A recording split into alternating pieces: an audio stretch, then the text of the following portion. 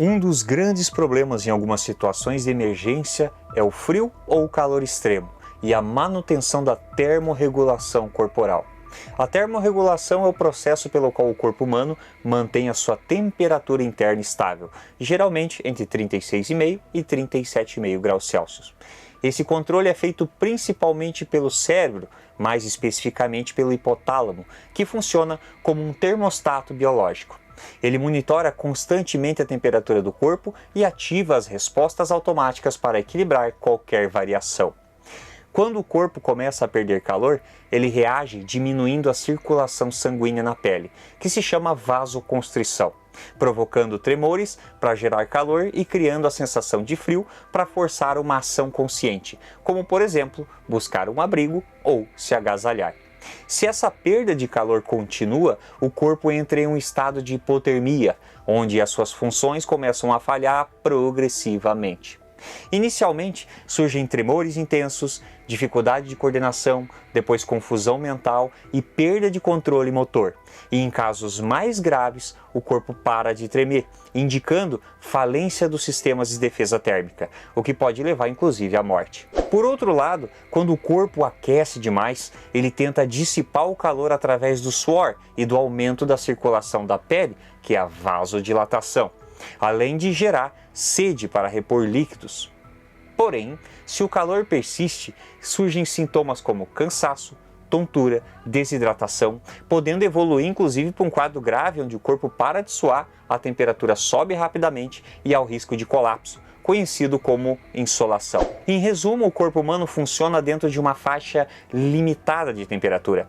Quando esfria demais, ele desacelera até parar. Quando esquenta demais, ele entra em colapso. Em uma situação de sobrevivência, entender isso é essencial porque não se trata apenas de conforto, mas de manter o corpo funcionando. Nesse vídeo nós vamos falar da perda de temperatura. Existem equipamentos e técnicas de como proteger o seu corpo contra quedas extremas de temperatura. Um dos equipamentos, inclusive, mais indicados e até mesmo tratados no universo da sobrevivência é o cobertor aluminizado. O cobertor aluminizado é feito de um plástico fino, geralmente poliéster, o famoso PET, revestido com uma camada muito fina de alumínio. O plástico dá estrutura e resistência, enquanto o alumínio cuida da parte da manutenção da temperatura. Mas muitas pessoas se enganam muito com esse equipamento. Se você acha que esse cobertor esquenta, você já começou errado. E é exatamente por isso que muita gente passa frio, mesmo carregando isso na mochila. Hoje eu vou te mostrar como isso realmente funciona e principalmente porque ele falha na mão de quase todo mundo ou funciona de forma ineficiente. Vamos imaginar o seguinte: em uma situação de emergência, a temperatura cai muito e você precisa manter o calor do seu corpo. Aí você pega um cobertor aluminizado, se enrola nele achando que resolveu o problema. E minutos depois você percebe que não resolveu. É importante entender como funcionam o frio e o calor do ponto de vista físico, para então entender como proteger a sua termorregulação. O embate entre frio e calor do ponto de vista físico não é uma luta entre dois opostos, mas sim um processo de transferência de energia térmica. A regra é que o calor sempre flui do mais quente para o mais frio, nunca o contrário. Todos os elementos ao nosso redor, ar, solo, objetos e o próprio corpo possuem a chamada energia térmica. E quando existe diferença de temperatura entre eles, o calor começa a se mover em busca de equilíbrio. Esse processo acontece por condução, que é o contato direto, por convecção, que pode ser o movimento do ar, a radiação, que é a emissão de calor, e a evaporação, que é a perda de calor através da mudança do estado da água. O que chamamos de frio, na verdade, é apenas a ausência de calor. Então, o frio vence quando o ambiente consegue retirar calor mais rápido do que ele é reposto. Isso ocorre, por exemplo, em contato com superfícies frias, presença de vento ou umidade que aceleram a perda térmica. Já o calor, ele vence quando o ambiente está mais quente ou impede a dissipação do calor, como em situações, por exemplo, de sol direto, ar quente parado ou alta umidade, onde o calor entra ou fica preso. No fim, tudo tende ao equilíbrio térmico. Sem interferência, qualquer corpo tende a assumir a temperatura do ambiente ao seu redor, e isso é um fato. Em termos, sobreviver ao frio ou ao calor não é lutar contra eles, mas controlar essa troca de energia, reduzindo a perda de calor em ambientes frios e facilitando a dissipação em ambientes quentes. O cobertor aluminizado, ele não aquece, ele não gera calor, ele só segura o calor que você já tem. Se o seu corpo já está perdendo calor rápido, o cobertor sozinho pode não fazer absolutamente nada. Para entender isso, você precisa entender uma coisa: seu corpo perde calor de 4 formas diferentes, e se você não entende isso, você usa qualquer equipamento errado ou erra em aplicar qualquer técnica de termorregulação. A primeira é a radiação. Seu corpo ele fica o tempo todo emitindo calor para o ambiente, ou seja, seu corpo está constantemente eliminando e produzindo calor. Se não produzir o suficiente, já era. É aí que o cobertor aluminizado funciona, ele reflete o calor de volta para você, mas seu corpo ainda deve estar quente o suficiente para ser capaz de emitir esse calor. A segunda é a condução. Encostou no chão frio, já era. O chão começa a puxar o calor do seu corpo como se fosse um dreno. A terceira é a convecção. Ar frio passando pelo corpo leva o calor irradiado embora, por isso o vento é um problema sério. E a quarta é a evaporação. Suor, umidade, tudo isso rouba calor do corpo. Roupa molhada em ambiente frio é um erro que pode custar inclusive muito caro. Agora observa o erro clássico. A pessoa pega o cobertor, se enrola nele e deita no chão frio. E depois fala que isso não funciona, que o cobertor não ajuda. Claro que ele não vai funcionar, você está perdendo calor para o chão e tentando resolver só uma parte de um grande problema. Mas então como utilizar isso do jeito certo? Bem, a primeira coisa é o isolamento do solo. Antes de qualquer coisa, você precisa quebrar o contato com o chão. Pode ser papelão, pode usar sua mochila, você pode usar roupa, qualquer coisa. Sem isso, você vai estar perdendo calor o tempo todo. Não importa se você está com o cobertor aluminizado ou não, seu corpo vai tentar aquecer o solo embaixo de você. E nessa disputa, ele vai começar a se igualar à temperatura do chão. A segunda questão a prestar atenção para que isso funcione, para que esse cobertor seja efetivo, é que não é só se cobrir, é criar uma câmara de calor. Você precisa prender o ar quente ao seu redor, tipo um casulo.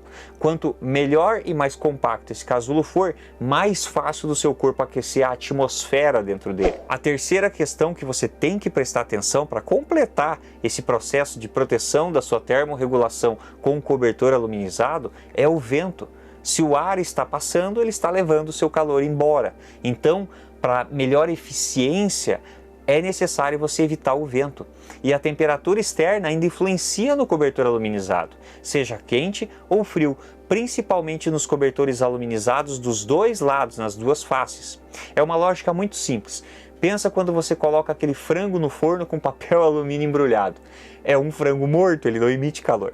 Porém, embrulhado no papel alumínio, ele acaba assado do mesmo jeito. Ou seja, a temperatura externa influencia na temperatura interna do casulo de alumínio. E o quarto, mas não menos importante, é manter-se seco.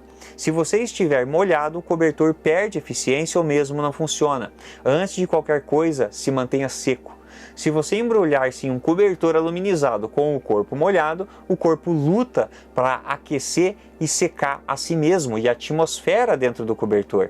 E essa luta você vai perder fácil. Se você estiver molhado em uma situação de emergência e precisar proteger o seu corpo, seque-se primeiro, antes de utilizar um cobertor aluminizado. Quais outras formas que eu poderia ter para potencializar a função de um cobertor, além de usar ele da forma correta, como eu falei aqui para vocês? Uma das ideias principais do cobertor aluminizado é segurar a temperatura, ou seja, aquela atmosfera dentro do saco aluminizado, como eu falei, formando um casulo. Muitas vezes, se você já está muito gelado, seu corpo já está muito frio, você se embalar num cobertor aluminizado vai ser a mesma coisa que enrolar um picolé na embalagem. Não vai adiantar muita coisa. Entenda a logística, por exemplo, e a lógica, vamos dizer assim, daquelas bolsas térmicas. Você já percebeu que se você coloca algo muito gelado dentro daquela bolsa, ele mantém gelado.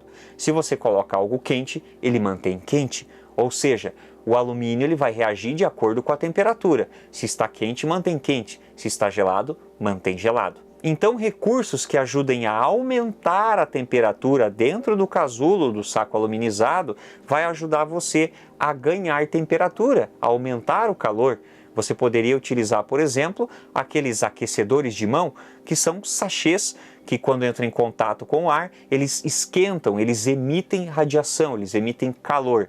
Se você colocar uns 2, 3 dentro do saco aluminizado junto com você, isso vai ajudar você a aumentar a temperatura dentro do saco aluminizado.